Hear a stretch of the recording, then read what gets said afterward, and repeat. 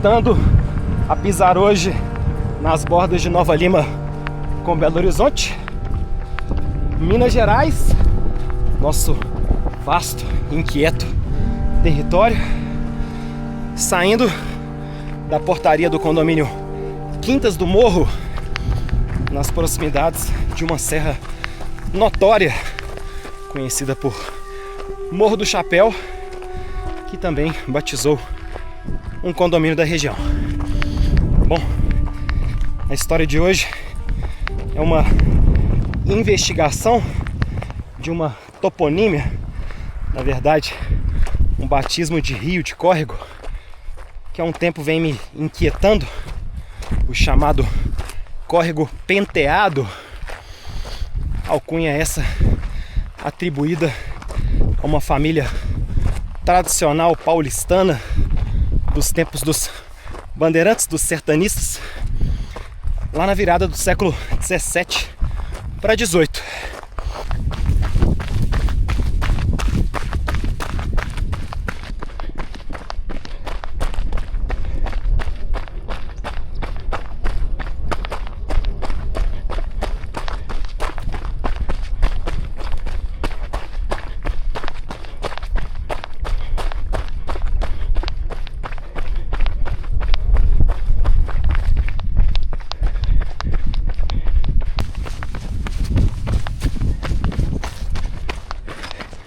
Começando desde já por uma sequência de trilhas e subidas bem técnicas, bem agressivas. Esse aqui é um território muito dominado pela presença das motos, então acaba ocasionando trilhas com esses sulcos, valas bem difíceis de serem corridos, caminhados. Tomamos como norte este cruzeiro e um mirante com muitas simbologias especiais, a se destacar, em primeiro lugar, a dualidade entre a criação e a destruição, num paralelo sacro-religioso, dois mundos convivendo lado a lado, em perfeita desarmonia. Para além disso, daqui de cima temos um ângulo muito especial para entender todo o nosso quadrilátero ferrífero aquífero. De cara temos uma aresta desse quadrilátero, que é a nossa querida Serra do Curral, fazendo justamente a moldura, a divisa entre território de Nova Lima e Belo Horizonte. Da linha de cumeada da Serra do Curral chegamos até ao fundo Serra da Piedade, de onde se atinge Gandarela e Caraça bem mergulhada na sombra ao fundo. No sentido sul, vamos até Ouro Preto, de onde se avista daqui o Itacolomi, Farol dos Bandeirantes, Pico Itabirito e, por fim, a Serra da Moeda, também antigamente conhecida por Serra Grande ou Serra do Paraupeba. Juntando as quatro arestas, seja Serra do Curral, Gandarela, região de Ouro Preto e a Serra da Moeda, formamos parte do entendimento, ou o completo entendimento do que é o nosso quadrilátero aquífero ferrífero, região de muita água, de muito ferro, de muita prosperidade natural. E aí, esse cruzeiro não à toa está assentado por aqui. Ele cumpre justamente o papel de marco da área de proteção sul da região metropolitana de BH. Foi instalado em comemoração ao primeiro aniversário de criação da APA Sul, no dia 10 de junho de 1995. Morro do Chapéu. Ou seja, lá se vão décadas de lembrete, cuidado da preservação, da necessidade de preservação desses caminhos.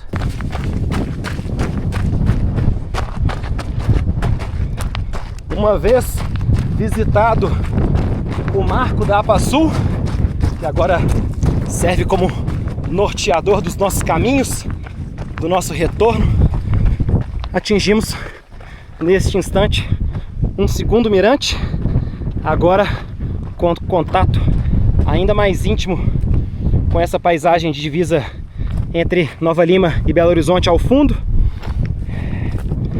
de onde também podemos avistar com mais nitidez e precisão o vale do córrego Penteado. Toda essa região é marcada por nascentes do Penteado. E aí, essa primeira montanha, essa primeira serra em primeiro plano, tem na sua crista a trilha conhecida por Tapete Branco. Percebe-se o rastro da trilha bem marcado por uma areia, pedra branca, daí o nome Tapete Branco. Cruzado a crista de Tapete Branco, mergulhamos no vale do Marumbé, outro importante córrego afluente do Ribeirão dos Macacos. O povoado de Macacos está bem adiante. E passado o Marumbé, a outra crista é a chamada trilha Inflação. Nossa jornada agora segue na direção do córrego Penteado. Tomarei aquela trilha, um rastro quase todo tomado agora pelo mato. Possivelmente uma trilha que está se tornando remota, mas por onde encontrei há algum tempo, há alguns anos, uma ruína. Pretendo chegar mais próximo agora e entender se ela ainda existe, fazer um estudo mais minucioso do caso.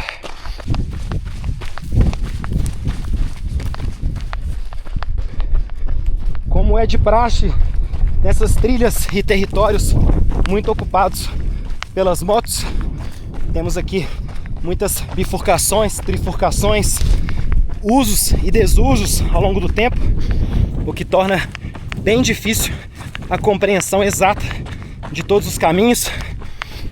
Veja só, bifurcações acontecem a todo instante. De todo modo, pela minha lembrança, essa ruína estava justamente num desvio do acesso principal, à trilha Tapete Branco. Descendo aqui na direção dela,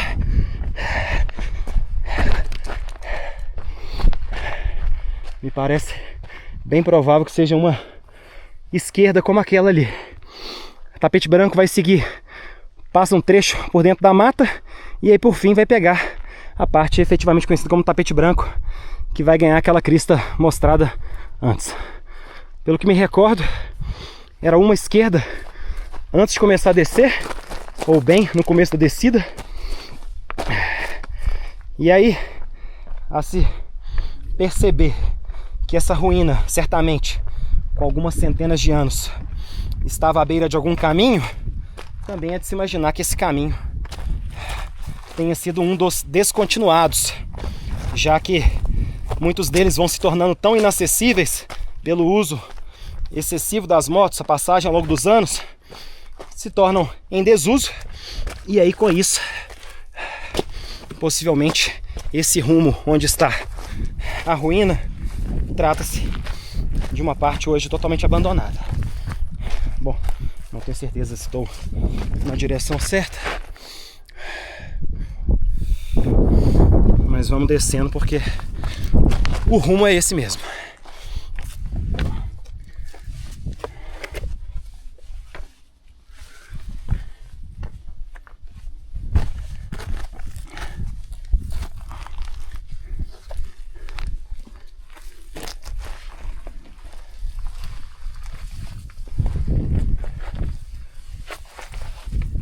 Sulcos tão profundos que se torna bem difícil de descer, bem perigoso.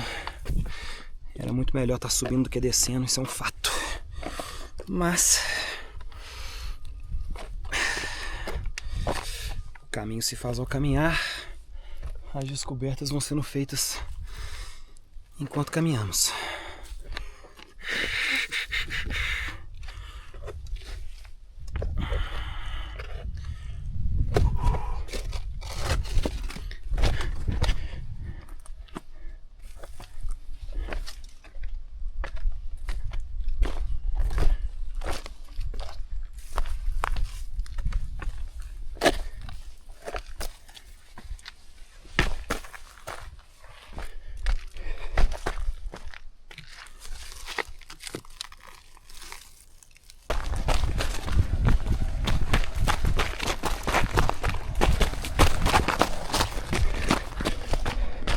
medida que vamos descendo, a trilha vai ficando ainda mais técnica, mais difícil. Sulcos muito profundos, as valas. Seguindo sempre, tendo como norte o marcador da APA Sul. Tá na linha do horizonte aqui, bem nessa linha de cumeada. O ponto mais alto justamente é o que marca o cruzeiro que visitamos. Região agora bem encharcada, já começando a nos aproximar do vale propriamente, por onde corre uma pequena cascatinha. E aí, opa, quase vai despercebido.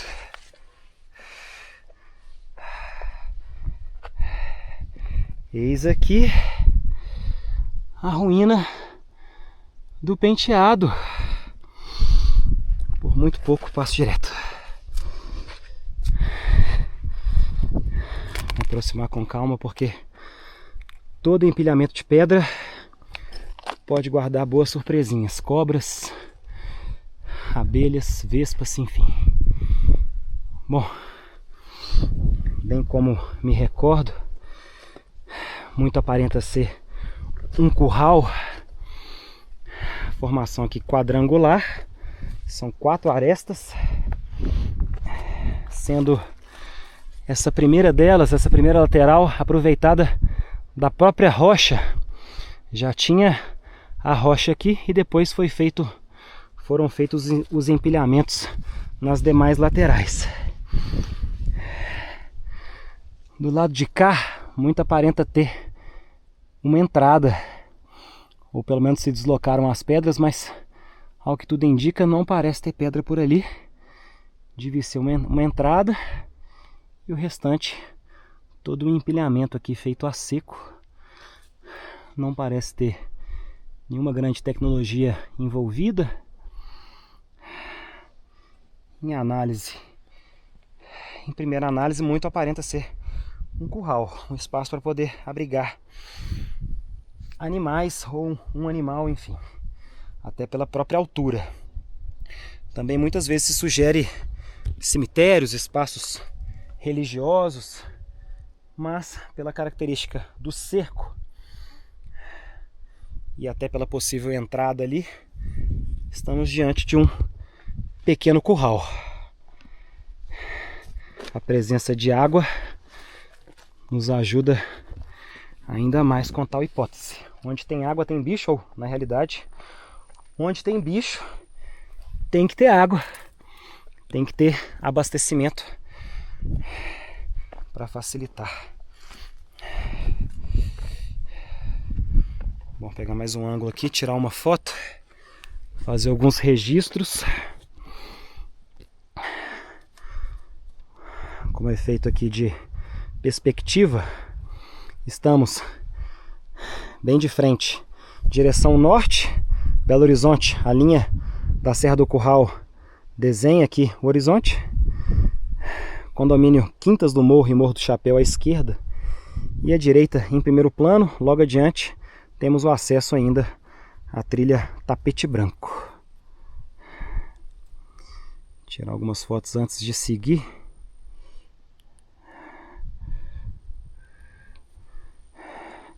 Veja só, o empilhamento muito rústico, o que pode sugerir uma ocupação não tão longeva, algo que tenha tido uma duração mais curta.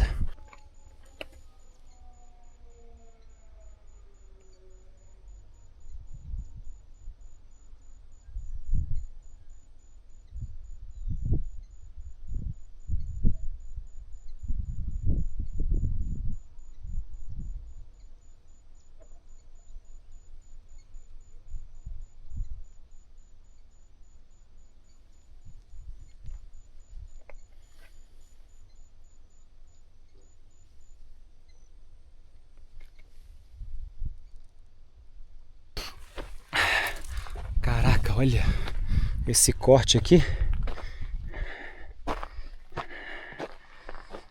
Muito curioso isso aqui.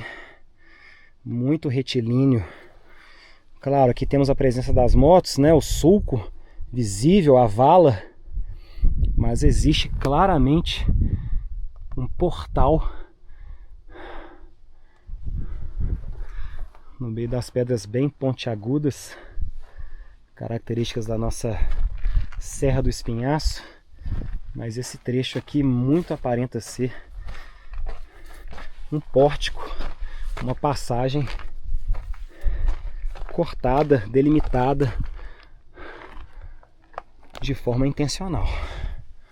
Veja só nesse ângulo, nessa perspectiva também. Logo adiante, poucos metros, essa ruína que muito aparenta ser um curral.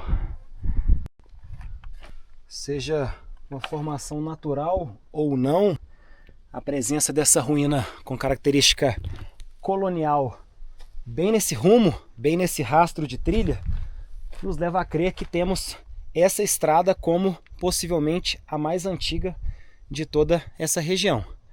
Não estaria a ruína aqui, não fosse naturalmente por um caminho. E aí, com essa história das motos, a abertura de novas linhas, novos caminhos sendo feitos ao longo das últimas décadas, acaba se criando outras percepções, a destacar a própria tapete branco, trilha inflação, hoje muito mais costumeiramente usadas, e essa aqui caiu em desuso. Possivelmente a mais antiga delas, tanto pelo fator aqui visivelmente da destruição, mas a se destacar, claro, por essa ruína com característica colonial.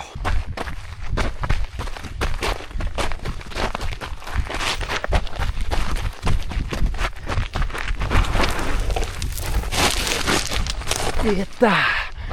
Ainda seguindo sempre morro abaixo, vale abaixo, na direção da cascatinha do Penteado. Muitas pedras soltas. Eita, eita, eita! Olha! Caraca! Essa aqui é novidade pra mim. Caraca! Ao que tudo indica, uma contenção de estrada, de caminho. Viemos por cima ali, fazendo a curva, e bem na curva, como uma escora, fazendo o papel de escorar o terreno, o empilhamento, mais um empilhamento de pedras. Percebe-se a diferença em torno do anterior? Aqui, visivelmente, para suportar o caminho, essa velha estrada. É isso. Falei, mas não expliquei de onde vem tamanha obsessão ou inquietude em torno desse nome Penteado. O que acontece é que existem pouquíssimos documentos sobre essa região em específico que estamos pisando. Apesar da proximidade com raposos, com macacos, perdão, que está bem no fundo do vale, seguindo aqui Penteado adiante, vai ter um encontro com Marumbé, e no encontro entre os dois temos assentada a Vila de Macacos, que, como se sabe, muito ligada a esse primeiro momento de ocupação de Minas Gerais, ali na virada de século 17 para 18, quando tem-se por notícia os primeiros achados. E aí, embora Macacos tenha alguns documentos, algumas histórias que remontem a esse período, aqui em específico, o que sabemos sobre Penteado é basicamente a possibilidade de presença dos dois irmãos Penteado, uma família da chamada nobiliarquia paulistana, um termo no mínimo asqueroso que se usava para designar os bandeirantes sertanistas, caçadores de indígenas, figuras da mais péssima estirpe, enfim, situados no seu contexto histórico de todo modo bem asquerosos, e que por causa deles muitos nomes foram batizados na região. A exemplo daqui, Penteado, temos em Raposo, agora sim Raposo, a figura da família Raposo, cuja linhagem remonta inclusive a ninguém menos ou ninguém mais do que o mais temível e desprezível dos bandeirantes, Raposo Tavares, famoso por ter dizimado centenas de milhares de povos originários que viviam no nosso território Brasil ao longo de alguns bons anos. E aí me inquieta esse nome, porque, ao que tudo indica, esses poucos documentos sobre essa região em específico, que eles teriam se estabelecido aqui, os Penteado, irmãos Penteado, estabelecendo a chamada Roça dos Penteado ou ainda Roça Grande. Uma mineração que gerou bastante riqueza para eles próprios, ficaram bem ricos, construíram suas fortunas levando para naturalmente São Paulo. E aí o que para mim me inquieta, nunca no lugar de celebrar essas figuras, mas de escavar a nossa história para se desenhar novos futuros. A mineração vem construindo esse tipo de linguagem desde a nossa fundação. Há quem diga que Minas Gerais tem por vocação a mineração, sim, mas é muito triste quando essa mineração tem a ver com a simples extração dos nossos mais preciosos recursos, não gerando de fato um usufruto para a população, para a comunidade local. É o que se vê ao longo de gerações e mais gerações, e tem-se por certo que até os dias atuais, infelizmente, essa história segue em alguma medida ou em larga medida sendo contada. Vou seguir descendo aqui um pouquinho ainda, até a cascatinha em si, para a gente poder dar um mergulho antes de voltar para casa. Terminado enfim o downhill, finalmente uma área razoavelmente corrível, brevemente corrível, porque já temos aqui o som dela, a música, o canto da cascatinha do Penteado, singela, porém sempre muito refrescante. E é isso. Embora estejamos aqui numa região naturalmente muito vasculhada nos tempos do ouro, aqui como afluente, um dos principais afluentes do Ribeirão dos Macacos, certamente houveram centenas de mãos, centenas de pessoas tateando, vasculhando em busca de ouro, mas hoje o que temos de bem maior, precioso, é certamente a água. E tendo uma mina justamente do outro lado da serra e do lado de cá, como se vê tantas descobertas ainda a serem feitas, faz-se urgente a preservação, o cuidado, para que a gente possa continuar escavando não o passado, mas sim o futuro. É isso, imaginar o futuro faz parte de cada vez que pisamos nesse território. Obrigado pela companhia, bora dar um mergulho e até a próxima. Valeu!